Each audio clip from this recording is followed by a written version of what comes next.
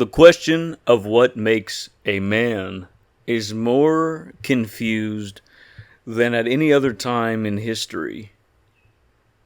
And that is because mankind has made advancements in medical science that allows for the examination of the exact amount of certain chemicals in the body.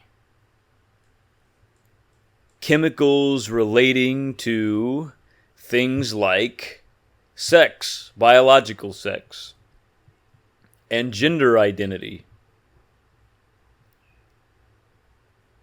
Most young men in the United States who are exposed to self-improvement culture or fitness culture or the red pill are probably quite familiar with their testosterone level. Because within modernity, sex has been diminished to the role of hormones. There is this idea that men are made by testosterone. And the amount of testosterone that you have in your body is equal to the level of manliness that you possess. But of course, this is a grand confusion, because man is more than just hormones. Man is more than just the gross material form. Man possesses emotions which emanate from the gut. He possesses a mind. He possesses a spirit. And he possesses blood. All of these elements combine to create a man. And if you focus too intently upon one element, namely the blood, namely the amount of testosterone you have in your body, you are going to sever yourself from all of the pathways to fully realized manhood that are made available through connection to the gut, to the mind, to the spirit. If you become totally obsessed with your testosterone levels, you won't see the potentialities that exist within the development of your manhood from a spiritual perspective, or from an intellectual perspective, or connecting with your emotions in a way that is essentially manly. But of course, the very concept of manhood is so distorted and severed from tradition that most men don't even know where to begin in order to behave like a man. For example, testosterone, which medical science wrongly associates with the male aspect, is in fact a chemical that is of a divine feminine nature. Testosterone makes you active. It makes you aggressive. It makes you chaotic. It turns you into Shakti. Estrogen, on the other hand, in high levels, it is depressive. It makes you passive. It turns you into Shiva. So why is it that men develop higher levels of testosterone as they begin to mature, and women develop higher levels of estrogen? Well, that's because these hormones are the physical manifestation of the adversarial sex within each individual. And so for a man to integrate Shakti, he develops higher levels of testosterone. For a woman to integrate Shiva, she must develop higher levels of estrogen. These are the physical reflections of the metaphysical concept of the divine masculine and divine feminine as a point that you must chase, you must pursue through yoga. So then, what is the problem with injecting pure Shakti into your body if you're a man, or injecting pure Shiva into your body if you're a woman?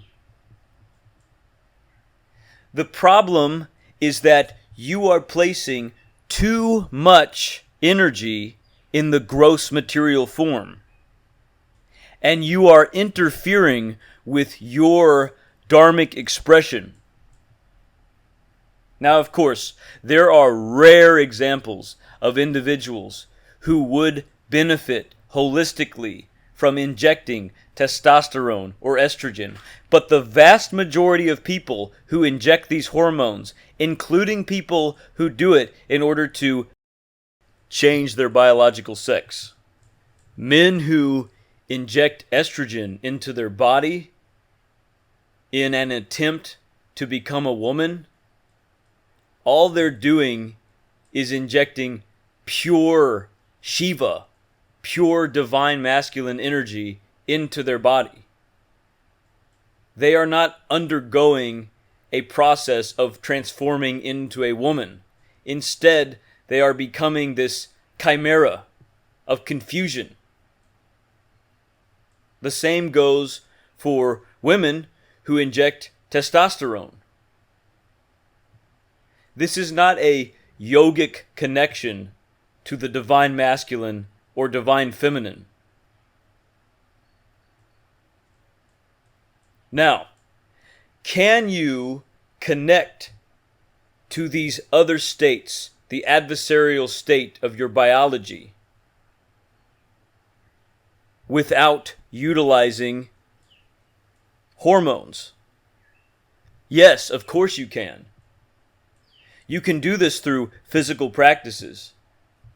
Men can become more physically active through yogic practices in order to increase their testosterone levels.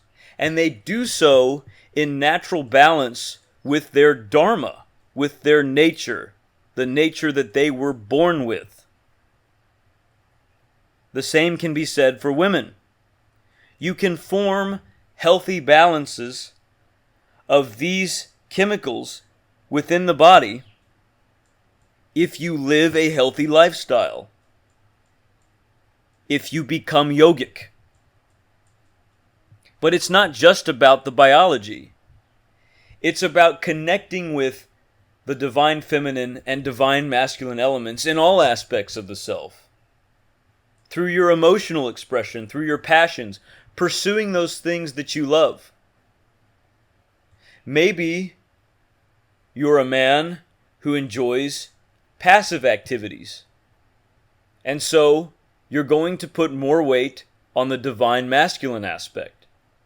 Maybe you're a man who enjoys active expression, and so you're going to pursue the divine feminine aspect.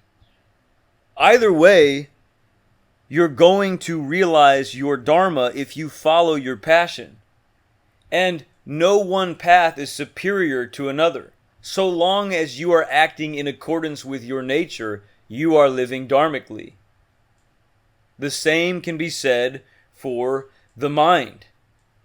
Pursuing ideas that bring you in alignment with a contemplative state or an active state. The aspect of Shiva or the aspect of Shakti. This is something that is pursued on an individual level. And no standard should be set by society that says this is the one way that every man should be, or this is the one way that every woman should be. This is what leads to confusion and reactionary behavior where individuals utilize chemical injection in order to regain the autonomy that has been stripped from them by an unhealthy adharmic culture. What about the spiritual connection? Maybe you can find an avenue to connect to Shiva or Shakti through ritual practice, through connection to subtle space, through bhakti. But you're not going to know what the healthy balance of spirit, mind, passion, and blood looks like for you if you undercut yourself immediately by injecting yourself with hormones. Don't do it. Unless it is absolutely medically necessary, it is only going to interfere with your dharmic expression and sever you from a true realization of the self.